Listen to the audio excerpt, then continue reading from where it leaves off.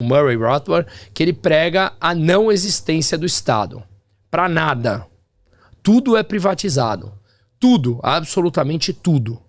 E aí, o primeiro passo, e aí depois a gente pode aprofundar ou vir aqui um dia só falar disso, tá?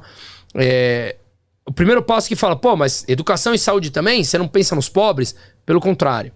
Quando você não tem a existência de um Estado, você não precisa pagar impostos, porque os impostos servem para sustentar o Estado, certo? Se você tem um Estado mínimo do mínimo do mínimo ou não existente, você não precisa pagar impostos ou paga muito menos. Quando você paga menos impostos, sobra mais dinheiro no bolso das pessoas. E aí as pessoas optam aonde querem botar o teu filho para estudar. Da mesma maneira que você tem produtos para gente com mais dinheiro ou com menos dinheiro, você também tem escolas que poderiam ser voltadas para a classe mais baixa com qualidade. É um business, é um negócio. É muito mimimi falar, mas saúde e educação não é um negócio. Claro que é. É um negócio. O INSS é um negócio. O dinheiro que você paga lá, coercitivamente, obrigatoriamente, sem você ter opção de não pagar, você nem sabe se tá indo pro INSS. Provavelmente não. Tanto que o serviço é muito ruim. Então, se a gente tem 100 anos ou mais, ou um pouco menos, 70, 80, 90 anos de serviço de saúde, educação, saneamento, servido pelo Estado, e continua a mesma porcaria, não tá na hora da gente mudar? A gente olhar e falar, vamos tentar propor uma solução nova? O governo de esquerda, nos anos 80, na Nova Zelândia, de esquerda o governo, revolucionou a educação na Nova Zelândia, fazendo parcerias públicos-privadas, onde a gestão de todas as escolas públicas passaram a ser privadas na Nova Zelândia. Começou a melhorar muito. É só olhar o IDH da Nova Zelândia. Olha o nível educacional da população da Nova Zelândia e olha no Brasil. As escolas pertenciam ao Estado, só que elas recebem dinheiro baseado na meritocracia. Quanto mais os alunos aprendiam, tinham provas para isso, mais os pais davam nota para as escolas, enfim, tudo mais. E você não precisava mais mandar os teus filhos para as escolas do teu bairro. Você pode mandar para quem é melhor. É claro que vai ter uma competição entre as escolas, que é gerida pelo sistema privado, para saber quem vai receber mais dinheiro do governo. Quem vai receber? Quem tem os melhores resultados. Qual o resultado, consequência disso tudo? Crianças mais bem educadas.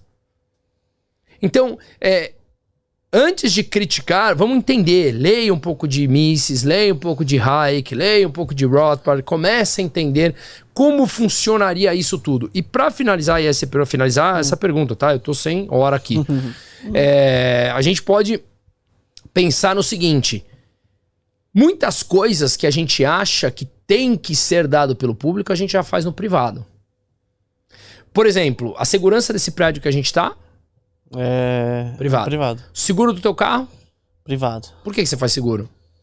Porque eu não quero que aconteça nada. Isso acontecer também. E você acredita que o Estado não vai te dar em nada. Você tem seguro-saúde?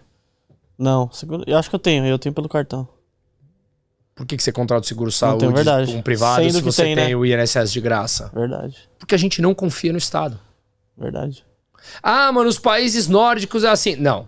Mas o Bruno, vai. Não necessariamente. Se tiver, o Estado mínimo, mas sem a polícia, não vai virar uma... Como que eu posso dizer assim? Uma anarquia? Uma anarquia? Anarquia não é ausência de leis. Anarquia é ausência de leis no monopólio do Estado, tá?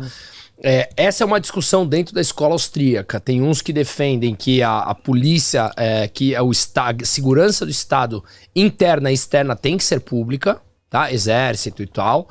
E tem outros que não. Aqueles que não, eu não sei te dar minha resposta ainda. Tem muitas coisas que não tem resposta. É uma eterna discussão de leituras, é muito legal. É o que eu falei, ouvir ideias novas e crescer. Mas aqueles que defendem que nem a polícia tem que ser pública, ele tem um ponto interessante. O país não funcionaria como funciona hoje. Você teria que reduzir para dimensões menores. Então, por exemplo, esse bairro teria uma pessoa eleita pelas pessoas do bairro, em que você convive com eles. Depois a zona da cidade, até você chegar lá no centro do país. Então você seria governado por pessoas igual num prédio. Pensa bem. É que eu moro em casa, mas um prédio tem síndico. Esse síndico governa baseado nas leis próprias lá. Tem uma segurança privada nesse prédio. Verdade. Não é interessante você pensar? Muito interessante. É tudo privado. E quando você começa mais igual... porque eu vejo muito filme da época medieval, dos vikings, e lá eu via, lá quem sobrevivia, quem o quê? Quem tinha os melhores armamentos e a melhor defesa. Defesa, comunidade, né? Privada. E tal. Privada, exatamente, era dele ali. É isso. E aquilo, mas então, eu fico pensando, e as pessoas que não têm tanto poder pra se defender, entendeu? Se essas pessoas... Será que elas não iam ficar... Mas tudo mudaria, tá? Ó, assim, eu tô dando o ponto deles, Sim. tá? Eu não sei te responder nesse ponto. A polícia também precisa de um orçamento grande para ser sustentada. Se você imagina que a gente tenha um país... Pensa bem, a Suíça são 11 cantões, o Brasil são 27 federações, só que a Suíça tem 8 milhões e 700 mil habitantes. O Brasil tem 210 milhões de habitantes. Se a gente divide o Brasil em vários Brasis, digamos assim, Sim. você teria uma segurança Não privada contratada para cada uma das regiões. Então você tá aqui na rua, essa rua é uma região, essa região ela tem uma segurança privada dela contratada pelo síndico que foi contratado, que também é uma empresa privada, assim como hoje tá na moda prédios contratarem empresas para serem síndico e não mais eleger um síndico morador. Que é síndico profissional, né? Síndico profissional, que também é uma empresa privada. E que é a melhor coisa que o pessoal fala, porque não fica com rincha com... Olha que interessante, cara. Não, e é engraçado que, Claro que não que fica uma... com rincha, né? Exato. Claro que uma mudança dessa... E mais, o cara é remunerado, então ele vai fazer um bom trabalho. Porque o síndico, ele não é remunerado. E ele tem que fazer o trabalho dele, tem que trabalhar, ganhar dinheiro dele, cuidar da família dele. E aí ele não tem tempo pra cuidar do prédio também. Então pensa que não é pra hoje. Se isso acontecer daqui 200 anos... Mas você tem que, legal essa você tem que mudar né? a configuração de um país. Um país, ele não passaria mais se o cara tá governando lá de Brasília. Não, ele tá governando aqui embaixo. Ele tá vendo o que tá acontecendo, Ele tá vendo e você tá cobrando ele. Ele tá no chão de fábrica. E ele foi eleito entre várias empresas privadas que concorrem entre elas, e essa empresa é a melhor que os moradores optaram por contratar aqui. Ah, Bruno, isso é uma utopia? Pode ser. Pode ser. Mas são teses que a gente pode discutir. Chegar talvez nisso? Não, mas o ponto é que hoje a gente paga o público e contrata o privado pra tudo. Pra tudo é... Não, verdade, mano. Você falou realmente. O plano de saúde... É que eu não vou muito no plano de saúde. E eu lembrei, eu tenho um plano de saúde. Eu tinha até esquecido. E deve ser um pesadelo usar o SUS, né, hoje em dia. Porque geralmente quando eu preciso é pra levar bebê, né? E geralmente a gente vai à noite, é mais tranquilo e tudo. Nesses 2 anos que eu fiquei lá na Europa, eu rodei 21 países conhecendo o mundo dos investimentos, né? E um país que eu sou apaixonado é a Suíça. Aí fala, pô, mas os países nórdicos, tal, é tudo público. Não é bem assim. A saúde já é privada para 80% da população suíça.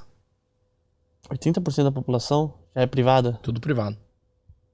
E é lindo o país mesmo, do jeito que mostra lá. Eu sou apaixonado pela Suíça. Eu sigo umas páginas que são a Suíça, alguma coisa assim. Eu sou apaixonado. Eu fiz Suíça, Islândia, Noruega, Dinamarca, Finlândia, Estônia, Letônia, Lituânia, enfim, todos aqueles meios, assim. Eu sou apaixonado por esses países. E qual foi a coisa mais inusitada que você viu nesses países assim? Na parte de, sei lá, de país, configuração... Eu gostei muito das paisagens da Islândia, é um negócio assim violento, assim, você passar horas olhando, é muito legal. Mas eu gostei muito desses países nórdicos, como o nível de civilização das pessoas é muito grande. O nível de consciência deles é muito grande. Eu lembro uma vez eu fui visitar uma escola no interior da Finlândia, e aí eu perguntei para um professor lá, a gente estava na época ali, pós-eleição, próximo, não lembro se era pré ou pós, logo a eleição do Haddad contra o Bolsonaro em 2018. E tava naquela pauta, não sei se vocês lembram, naquele momento, igual continua hoje, os professores no Brasil, você vê professor doutrinando aluno, falando sobre política e tudo mais. Aí eu perguntei pra ele, falei, mas vocês discutem? O professor fala isso, ele me olhou com uma cara de estranho e falou, por que alguém faria isso? Então eu olhei assim pra minha mulher e falei, cara... Nós estamos 500 anos atrás dos caras. Tá muito Você atrás. percebe a coisa? Percebe o que eu quis dizer com isso? O cara olhou pra mim e falou assim... Ele deve olhar pra mim e contar, se ele tiver num podcast lá, ele deve contar e falar, cara, um dia chegou um brasileiro aqui e me fez uma pergunta. Olha o cara. Uma pergunta absurda. Uma pergunta absurda que aquele maluco me fez. Você entendeu? O nível de consciência deles é tão maior que o nosso. que a gente tá tão atrasado, cara. Por isso que me dá pena a gente caminhar uns passos pra frente e retroceder. E aí, de novo, não é a figura do presidente. Olha em volta o que a gente tá avançando como sociedade, como tudo, entendeu? E você acha que